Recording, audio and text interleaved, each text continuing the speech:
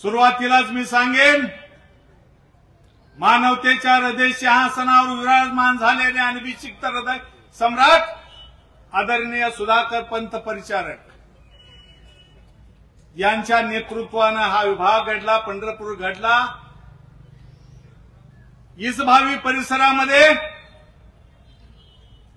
फेसाळलेल्या समुद्राच्या लाटेवर स्वार होऊन सागराचा अंत मोजण्याचं सामर्थ्य ज्यांच्या हृदयामध्ये आहे आणि पिसाळलेल्या वाघाच्याही जबड्यात हात घालून त्याचे दात मोजण्याची हिंमत ज्यांच्या मनगटात आहे, असे आमचे सर्वांचे लाडके नेते आदरणीय गणेश भाऊ आदटराव यांना मानाचा मुजरा। या चारही उमेदवारांनी मी सांगू इच्छितो, माझ्या गणेश भाऊंना प्रत्येक वर्षी रक्तदान शिबिर घेतलं। गणेश भाऊंनी म्हाताऱ्या कोताऱ्यासाठी आराम खुर्च्या वाटल्या। माझ्या महिला भगिनींना गाड्यावरून जात असतं तरी सुद्धा तिला उचलून तिच्या काखेमध्ये कुकर दिला। माझ्या लेकी बाळीला शाळेमध्ये जाण्यासाठी सायकल पुरवली। माझ्या भाऊंनी या ठिकाणी रक्तदान शिबिर घेतलं। या माझ्या भाऊंच्या कार्याला, या भाऊंच्या त्यागाला पहिल्यांदा मी नमस्कार करतो। त्याग आहे, भाऊंचा त्याग आहे। माझी बहीण अनिताताई ढवळे, आदरणीय ढवळे सर, श्यामलताई शिरसाट आणि आमचे मलपे दादा आणि परचंडे ताई, सॉरी असू द्या, विशाल मलपे, बालाजी मलपे, या सर्वांना प्रचंड बहुमताने निवडून द्यावे अशी मी लहान भावाच्या नात्याने आपल्या समोर विनंती करतो। तुम्ही चारही उमेदवार या ठिकाणी आलेला आहात। अहो, तुमच्या अंगावर गुलालच पडणारा गणेश भाऊ इकडे पोती घेऊन बसलेला आहे। तुम्ही या ठिकाणी काही करू नका। ओझर मासम मारहाण असणाऱ्या या जमिनीमध्ये तण काढलं, ती संपूर्ण खुरडली, कोळपणी केली, भाळपणी केली, कुळवणी केली, नांगरणी केली, त्याच्यामध्ये खत टाकलं। अहो, ही सुपीक जमीन केली तुम्ही, त्याच्यामध्ये विकासाचं फक्त बियाणं टाका आणि विकास घडवून द्यावा, यापेक्षा आम्हाला काही नको आहे। ही गणेश भाऊंची भूमी आहे, गणेश भाऊंची जमीन आहे, हे आम्हाला वेगळ्यानं सांगण्याची गरज नाही। बंधूंनो, या ठिकाणी सांगण्याचा एवढाच मुद्दा आहे, सुधाकर पंत परिचारक आणि माझ्या तालुक्याचे आमदार शेळ्या मेंढ्याचा हिशेब लेंड्यात करणारा माझा धनगिरी राजाचं नेतृत्व करणारा भाई गणपतराव देशमुख सांगोल्याचे 11 वर्ष आमदार होते।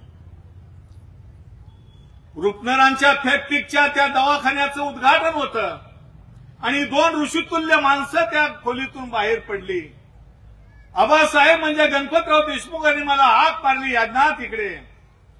एका खांद्यावर भाईंचा हात, भाई गणपतराव देशमुखांचा, आणि दुसऱ्या बाजूला सुधाकर पंत परिचारक यांचा हात माझ्या खांद्यावर। या दोघांना स्टेजवर घेऊन जाण्याचं भाग्य माझ्यासारख्या पामराला मिळालं, यापेक्षा आम्ही भाग्यवान नाही।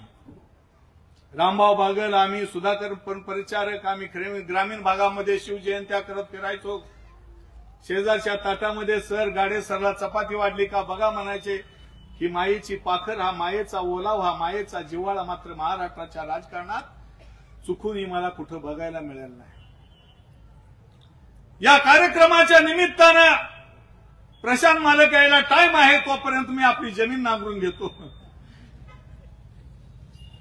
एका जंगलामध्ये एक पारधी या ठिकाणी बंदूक घेऊन एका हरणाच्या पाठीमागे धावत होता आणि हरिण आपला जीव वाचवण्यासाठी त्या जंगलामध्ये पुढे धावत होती। हरिण पुढे आणि पारधी मागे, बंदुकीचा ठो ठो ठो आवाज यायचा।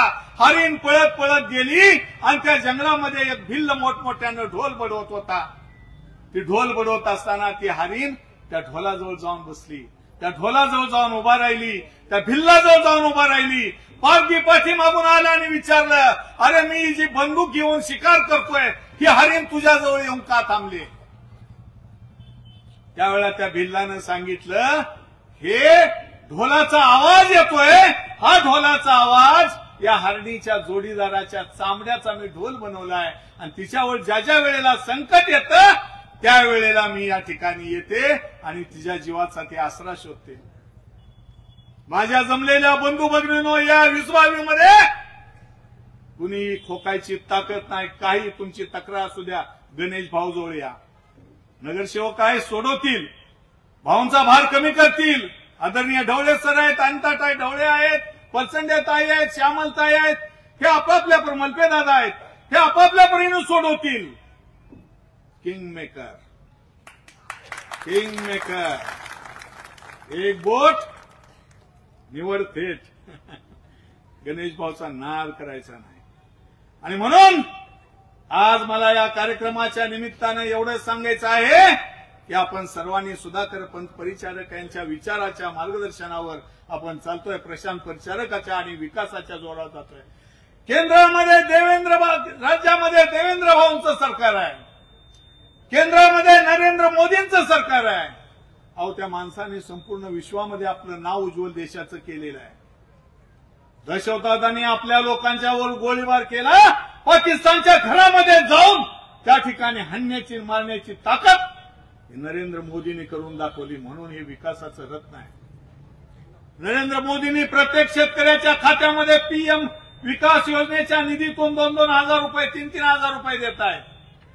देवा भाव सगळ्या लाडक्या बहिणींचा भाव होऊन प्रत्येकाच्या खात्यामध्ये 1.5 हजार रुपये देतील. अहो, अजून उद्या सरकार 2100 रुपये करतील.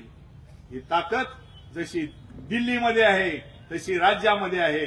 आणि दिल्लीतील राज्याची विकासाची गंगा जर आपल्या पंढरपुरात आणायची असेल तर प्रशांत परिचारकांचे, गणेश भाऊंचे आणि आपल्या नगरसेवकांचे हात बळकट करणं याशिवाय आपल्या समोर पर्याय नाही. नेता मला सुधाकर परिचारकांच्या सारखा ज्या ज्या वेळेला पंतांचं स्टेज असेल त्या ठिकाणी मी जाऊन आवर्जून उभा राहतो. कारण माझ्यावर भाई गणपतराव देशमुखाचे संस्कार आहेत. 11 वर्षामध्ये कुणाची ताकद नाही त्या माणसाकडे बोट दाखवायची. 11 वर्ष त्या माणसाला जनतेनं निवडून दिलं, त्याची ताकद एवढीच आहे. आमचा एक बाजारी नावाचा कार्यकर्ता मुंबईच्या त्यांच्या खोलीमध्ये मुक्कामासाठी गेला. भाई गणपतराव देशमुख सकाळच्या वेळेला झोपेतून उठले, कार्यकर्ता अजून झोपेतच होता. भाई गणपतराव देशमुखांनी संपूर्ण घरातली कागद, त्या खोलीतली कागद त्याच्या गठ्ठ्या एकावर एक बांध्यानी सुतळीनं बांधून ते गच्च केल्या. त्या कार्यकर्त्याची आंघोळ झाल्यावर भाईंना म्हणले, भाई आता काय करायचं? आबासाहेब आता काय करायचं? ही गठरी उचल, माझ्या पाठीमागनं चल. भाई गणपतराव देशमुख एका हातामध्ये ती गठ्ठा घेतला, दुसऱ्या त्या बाजारांच्या हातामध्ये दिला. ते संपूर्ण रद्दी त्या ठिकाणी नेऊन मंत्रालयाच्या त्या भांडारामध्ये नेऊन जमा केले. 168 रुपये आले. रद्दीचे किती पैसे आले? 168 रुपये. ते 168 रुपये महाराष्ट्र सरकारच्या तिजोरीचं चलन काढलं आणि त्याच्यामध्ये जमा केले. अहो, रुपया खायची ताकद नाही. त्या माणसाला 11 आणि 12 वेळा निवडून देते लोक. त्यांचा मी कार्यकर्ता आहे. म्हणून सुधाकर पंत परिचारक आणि आदरणीय भाई गणपतराव देशमुख यांचं स्टेज दिसलं का मी वेळा पिसा होतो. या कार्यक्रमाच्या निमित्तानं मला एवढं सांगायचं आहे, यशवंतराव चव्हाण एकदा दिल्ली एखाद्या पुण्याच्या शनिवार पेठेमध्ये शनिवार राज्यामध्ये निकळल्याच्या निमित्तानं सभा घेण्यासाठी आले होते. यशवंतराव चव्हाणांना यायला थोडा उशीर झाला. 6ची सभा होती. 6ची बी गाडी निघून गेली, 9ची बी गेली, 12ची जाण्याची वेळ आली. यशवंतरावचा पत्ता नव्हता. एक कार्यकर्ता चिडून म्हणला, यश अजून कसा आला नाही? एकेरी नावानं उल्लेख केला. यशवंतराव चव्हाण आल्याबरोबर एक कार्यकर्ता त्यांच्या कानामध्ये गेला आणि सांगितलं, साहेब तुम्हाला अमुक अमुक यशा म्हणतोय. यशवंतराव चव्हाण व्यासपीठावर उभा राहिले भाषणासाठी. एक देशाचा उपपंतप्रधान, या राज्याचा अनेक वर्षाचा मुख्यमंत्री, या महाराष्ट्राच्या विकासाचा कायापालट करण्याचं संपूर्ण श्रेय यशवंतराव चव्हाण. आणि यशवंतराव चव्हाण व्यासपीठावर उभा राहिले आणि त्यांनी भाषणाला सुरुवात केली. धन्यवाद. लहानपणी कृष्णेच्या काठावर कपडे काढून ठेवल्यानंतर कुटुंब भरलेल्या कृष्णेच्या डोहात उडी टाकत असताना माझी आई अशीच पाठीमागून ओरडायची, थांब येशा, पाण्यात बुडून मरशील, थांब येशा, पाण्यात बुडून मरशील. या कार्यक्रमाच्या निमित्तानं ज्या कार्यकर्त्यानं माझा यशा नावाचा उल्लेख केला त्या कार्यकर्त्याला मी मनापासून धन्यवाद देतो. किती मोठ्या मनाचा माणूस, एवढ्या मोठ्या पदावरचा माणूस, तुला बघून घेतो, तुला हे करतो, भानगड नाही. एवढ्या मोठ्या पदावरचा माणूस, कुणाबद्दल राग नाही, कुणाबद्दल द्वेष नाही. हेच तत्व आदरणीय सुधाकर पंत परिचारक, आदरणीय प्रशांत परिचारक, आदरणीय गणेश भाऊ, आदरणीय मालाजी दादा, मलपे दादा, आदरणीय सिद्धार्थ ढवळे, आदरणीय सिकंदर ढवळे, अनिता ढवळे आणि शिरसाट या सर्वांच्या मनामध्ये एकच आहे की कुणाबद्दली आकस नाही, विकास, फक्त विकास, फक्त विकास एवढंच त्यांना माहित आहे. आणि त्या विकासाच्या जोरावर यांना निवडणुकीचं तिकीट मिळालेलं आहे. माझं फक्त एकच म्हणणं आहे, गुलालाची पोती खरेदी करा, बाकीचं काहीच करू नका. गुलालाची पोती खरेदी करा, तुम्ही निवडून आल्यात जमा. अवी जनता जनार्दन कुणाचा आहे, सगळं आपलं आहे, काळजी करू नका. आणि म्हणून या कार्यक्रमाच्या निमित्तानं मी तुम्हाला एवढं सांगतो की या ठिकाणी आज भरपूर बोलण्यासारखं आहे, पण जिभेला थोडा तिडा देतो. पाठीमागचे वक्ते आहेत, कोण तर माझी पॅन्ट ओढण्या अगोदर मी माझ्या जिभेला तिडा देतो.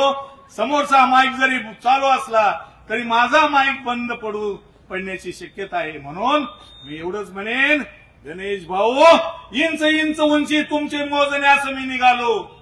गणेश भाऊ, इंच इंच उंची तुमची मोजण्यास मी निघालो. अहो, हिमालयासारखे तुमचे कर्तृत्व पाहून माझा मीच खुजा झालो, माझा मीच खुजा झालो.